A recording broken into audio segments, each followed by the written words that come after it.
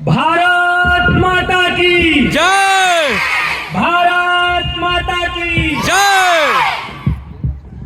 कैसा लगा आप सभी को मेरा परफॉर्मेंस? अच्छा ये बताइए कितने कितने लोग जो है योग करते हैं?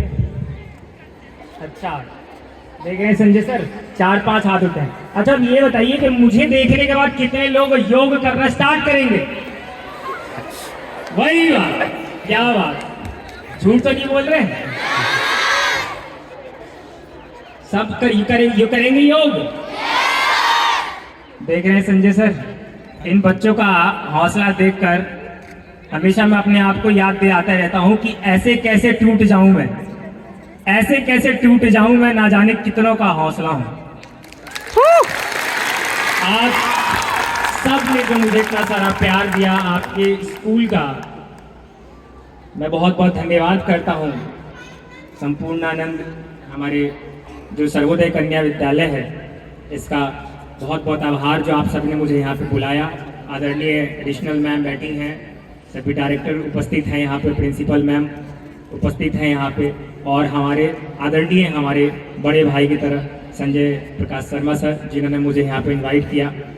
दोस्तों मेरा बड़ा बिजी शेड्यूल रहता है, लेकिन कुछ कार्यक्रम ऐसे होते हैं जहाँ मैं खुद भी जाना बहुत पसंद करता हूँ। और आज से 2 महीना पहले ही सर ने मुझे बोला था कि आपको हमारे स्कूल के बच्चों के बीच में आना है, और मैं तभी कहा था कि हम इसमें ज़रूर आएंगे। और यकीन मानिए मुझे आप सभी के साथ आके बहुत अच्छा लग रहा है। लेकिन ज़रूरी है दोस्तों, मुझे बताया गया कि आप लोगों का स्पोर्ट्स डे चल रहा है, और जब भी स्पोर्ट्स डे की बात आती है तो एक बात ज़्यादातर लोग बोलते हैं कि हमें शिक्षा के साथ साथ खेल पर भी ध्यान देना चाहिए। क्यों? क्योंकि हमारा जो शरीर का विकास है वो भी बहुत ज़रूरी है। संपूर्ण विकास हमारा होना चाहिए शरीर का, क्योंकि स्वस्थ शरीर में ही एक स्वस्थ मस्तिष्क का वास होता है। ये बातें तो सभी कह लेते हैं, लेकिन जब पालन करने का समय आता है, इसको जीवन में अप्लाई करने का समय आता है, तो शायद हम इसको नहीं कर पाते। इसके कई कारण हो सकते हैं। आपका एग्जाम का प्रेशर हो सकता है, आपके पेरेंट्स ना मान रहे हो, या आपको लगे कि इसमें अपॉर्चुनिटी नहीं है। लेकिन आज मैं आपको अपने जीवन से एक ये उदाहरण देना चाहता हूं कि मैंने कैसे अपनी पढ़ाई के साथ साथ अपनी स्पोर्ट्स को भी जिंदा रखा। पहले तो ये बताइए कि आपके जो स्पोर्ट्स टीचर है वो यहाँ मौजूद है क्या? कहाँ है वो? क्या नाम है उनका? अंजलि। एक बार अंजलि मैम के लिए जोरदार तालियां हो। मैं बताता हूं क्यों। क्योंकि दोस्तों आप देख सकते हैं मेरे पैर में पोलियो है। I am 69% physically challenged person. तो जब हमारे स्कूल्स में क्रिकेट होता था, वॉलीबॉल होता था, हॉकी होता था, तो मैं खेल नहीं पाता था। मैं शायद कोने में बैठा रहता था, या कोई बॉल वगैरह आ गई तो बच्चों ने सिंपैथी के साथ एक विकेट मारने के लिए दे दिया।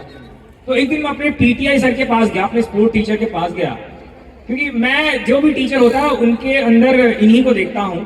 तो मैंने उनसे बोला, सर मेरे लायक कोई गेम है क्या? ये तो कुछ खिलाता ही नहीं है मेरे को। मैं 9th क्लास में था, मुझे याद है। तो उन्होंने मुझे एक ही बात बोली, बेटा तुम वो करो जो तुम कर सकते हो।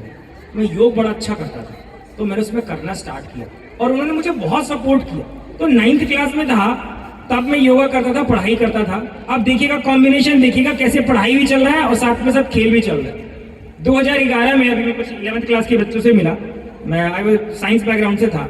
तो 2011 में मैं वर्ल्ड चैंपियन बना योग में, और मैं 11th क्लास में था।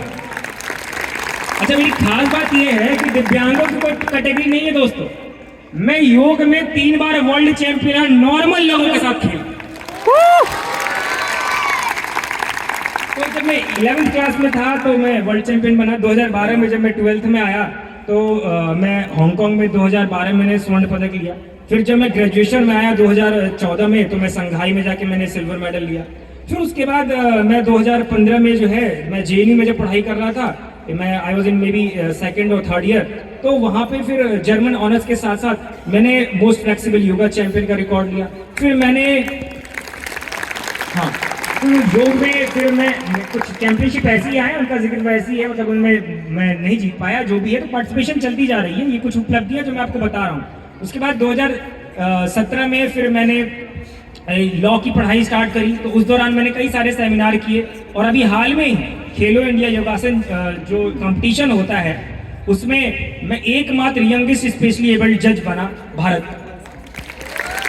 तो आप ये देखिए, मेरी शिक्षा के साथ साथ मेरा एजुकेशन भी चल रहा है। तो ये केवल कहने वाली बात नहीं है कि एजुकेशन से पूरा हमारा या हेल्थ से जो हम स्पोर्ट्स है या एजुकेशन है, दोनों का समावेश होना चाहिए। तो मैं किस तरह से लेकर चल रहा हूँ, और सबसे बड़ा उदाहरण, अभी मैंने आपके सामने योग किया और अभी मैं आपके सामने लेक्चर भी दे रहा हूँ। तो ये लेक्चर देना क्या केवल योग से पॉसिबल हो पाता? उसके लिए तो मुझे पढ़ना पड़ेगा ना, सीखना पड़ेगा। और आपको पता है मैं अभी वर्तमान में क्या कर रहा हूँ? अभी सुना किसी ने कि नहीं सुना? क्या क्या बात है, सभी अच्छे से। Right now I am a practising lawyer in the honourable Supreme Court of India. और ये परफॉर्मेंस केवल मैंने आप सभी के लिए की है कि ताकि ये है, और जैसा कि आप सभी ने बताया कि आप अपने जीवन में योग को जोड़ेंगे। अच्छा दोस्तों, लेकिन जाने से पहले एक छोटा सा और मैं संदेश देना चाहूंगा। जो डिफरेंटली एबल्ड बच्चे होते हैं, जो मेरी तरह हैं, अब देखो मैंने यहाँ तक कुछ किया है, जाहिर सी बात है आपका कोई दोस्त होगा या आपके आस पड़ोस में उनको बताओगे। बस इतना याद रखना, डिसेबिलिटी का मतलब, डिफरेंटली एबल्ड का मतलब कोई ऐसा बेचारा वगैरह नहीं होता। इसका मतलब होता है ability to do things differently.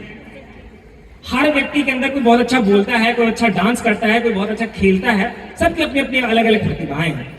तो हमें अपने तरीके में जो जैसा कर पाए, जैसे मैं बहुत सारे स्पोर्ट्स नहीं खेल पाया, तो हमारे टीचर ने क्या बोला, वो करो तो तुम बेहतर कर सकते हो। तो हम योग में आए, और आज योग किसी परिचय का मोहताज नहीं है। तो आज जो भी है मैं ये समझता हूँ। अच्छा ये बताओ कि मेरे जैसा कौन लोग वहां से यहाँ तक आना चाहते हैं, मेरे जैसा बनना चाहते हैं? सब बनना चाहते हैं, नहीं तो बड़ी अच्छी बात है। तो मैं एक मंत्र दे दूं वहां से यहाँ तक पहुंचने का? दे दूं? दृढ़ निश्चय और निरंतर अभ्यास, यही है मेरे जीवन का मंत्र। जीवन में चाहे योगा कर्म सुकौशलम, चैप्टर 2 वर्स 50, भगवान श्री कृष्ण अर्जुन से कहते हैं कि excellence in Karma is yoga. आप ये ना समझना कि जो मैंने केवल आसन आपको करके दिखाई यही योग है, नहीं। अभी कुछ देर पहले वहां पे एक स्टॉल लगा है, उन बच्चों ने मुझे बताया कि हम देश की सेवा कैसे कर सकते हैं। मेरा निकला, पर्ची भी निकली, तो उसमें मेरे को लिखा था कि 2 पौधे लगाने हैं। तो उन बच्चों ने बताया कि देश की सेवा हम कैसे कैसे कर सकते हैं, सफाई करके, लोगों की हेल्प करके, ये भी एक देश की सेवा है। उसी तरीके से केवल ये योग ना समझ लेना। योग क्या है जो भी मैंने आपको बताया, excellence in Karma is yoga. जो आप पढ़ाई कर रहे हो, जो आप स्टडी कर रहे हो, या जो खेल कूद कर रहे हो, उसमें आपको बेहतर देना, वो भी योग है। और उससे भी बड़ा योग तब है दोस्तों, सत्य अहिंसा गृहस्थ्य ब्रह्मचर्य। तो ये जो हम सत्य बोलते हैं, अहिंसा के मार्ग पे चलते हैं, झूठ नहीं बोलते, यही योग है। पहले आपको इन सारे मार्ग से गुजरना पड़ेगा, तब आप आसन प्राणायाम और समाधि की अवस्था तक पहुंचते हैं।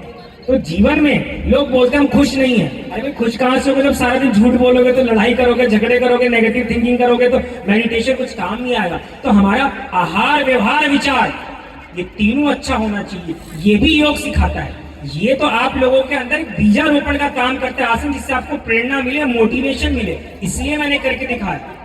लेकिन जो मेरा योग के प्रति लगाव है वो मैंने कभी नहीं छोड़ा। इसीलिए दृढ़ निश्चय और निरंतर अभ्यास। ये अभ्यास हुआ कि नहीं हुआ मेरा, और निश्चय है, कल जाएंगे कोर्ट में, देश की सेवा करेंगे, आर्गुमेंट करेंगे। इन्हीं शब्दों के साथ आप सबका बहुत बहुत शुक्रिया। आप सभी ने मुझे इतना सुना, आपके स्कूल ने मुझे इतना प्यार दिया।